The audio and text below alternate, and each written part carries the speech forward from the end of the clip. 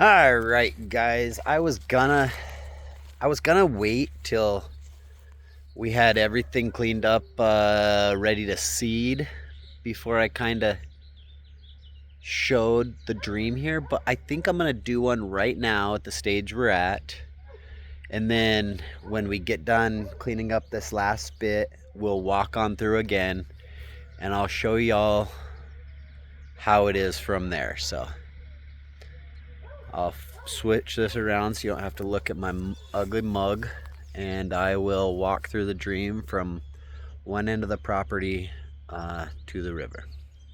So, as we got here, the back end of this shop, you can see it's grown up beside. This is the property line here, neighbors over here, really good neighbors over there. We're very fortunate to have. He's also a big part of this dream. So the fence line eventually is going to come right down here, and it'll come down right where that big tree is, and it'll head on down. That shed is on the property. That's across the alley. So we'll come across down that way. We have many plans for back in here as well with a covered area. We'll get into that at another day.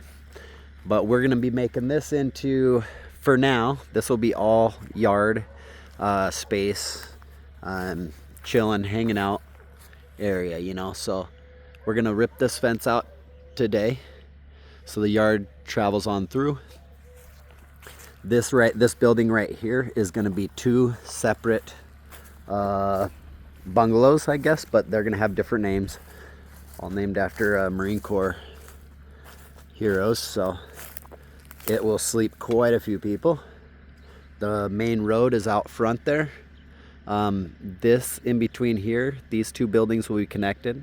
This is going to be a bathhouse, bath, showers, laundry area right here for both buildings. I already have where that white pipe is. That's where the water and sewer comes up and stubs there. So that's how that will work. This garage here, of course, it's going to be turned into another one. There will be a door inside that connects the two bays. Lots of plans here. So the main lodge, this is where Durham and his wife and kids will live, and the bungalow is on the opposite end.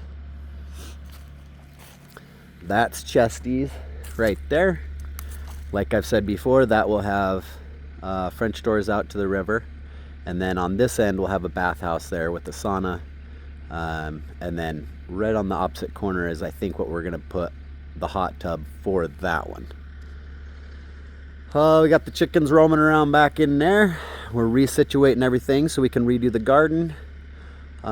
Chicken coop, back behind that is the woodshed. I'll be clearing all this out so we can have yard, grass, chilling area here. Eventually we want a bigger concrete pad. It's kind of buried under the dirt right here, but this concrete pad is where we've always had fires. Of course, as you see, we're gonna do much trimming on this tree right here, get it trimmed back. We plan on building a bigger concrete pad and having a pavilion with a coned top with a nice screened center on it for all sparks, stuff like that. Keep it a little safer. Little well house, got to rebuild the top of that. That's the well house that's for it's separate from the main house, so that's the one that'll be feeding everything else. Right here we got the little machine cleaning up this area, dumping everything out front, making dump runs. We just ripped a fence. There's a wire fence that was in here. We just ripped that out. It'll be nice when these start growing back, these lilacs start growing back. We cleared out this little corner so that wouldn't feel quite so claustrophobic. We had to run all these lines through. That's why our yard is completely tore up, because this looked like Ukraine, because we had to go from back there. We had to dig right through. We dug through an old cistern that was in here. It was quite an experience digging it all through. We had to dig back, connect to this well house, head out here. We had to Y in for the house, for sewers, waters, everything right in here. So this whole area was completely dug up. And then we had to dig back that way to connect everything else out there. So this is pretty fun.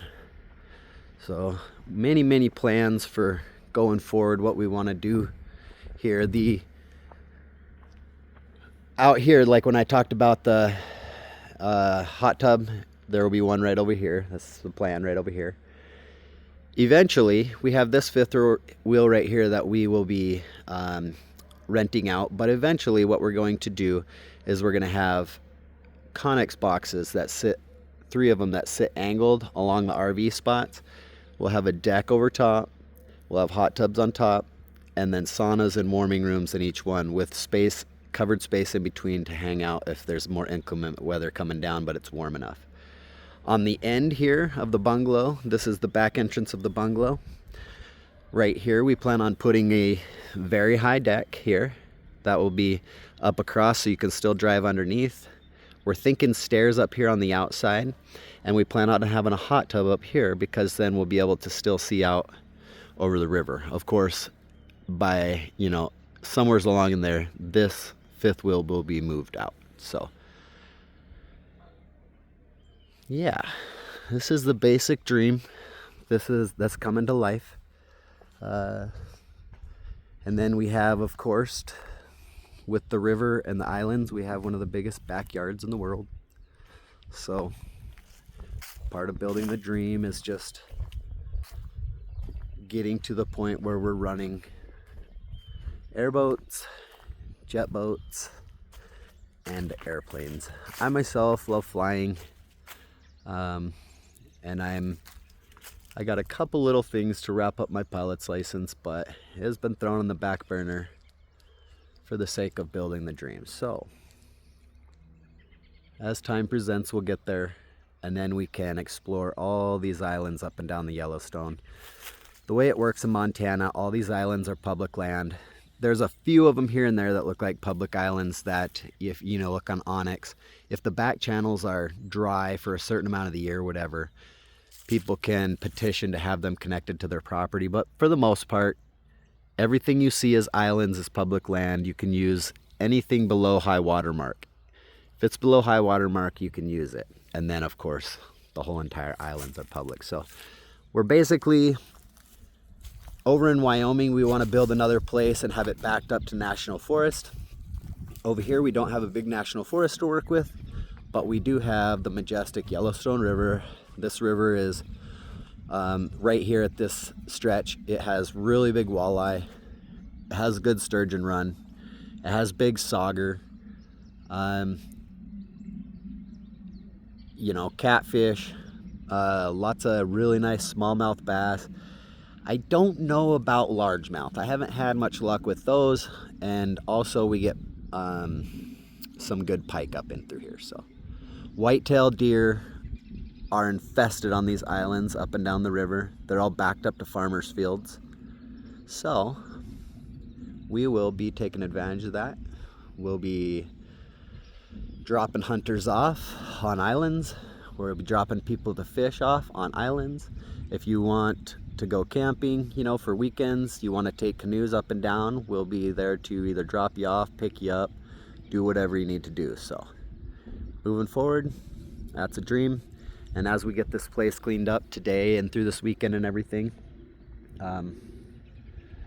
we'll show you a bit more how it goes. We're just getting ready to be seeding and planting for the year. This place used to have a yard that looked like a golf course. We'll get back there. So there it is. So good morning from Black Horse Lodge.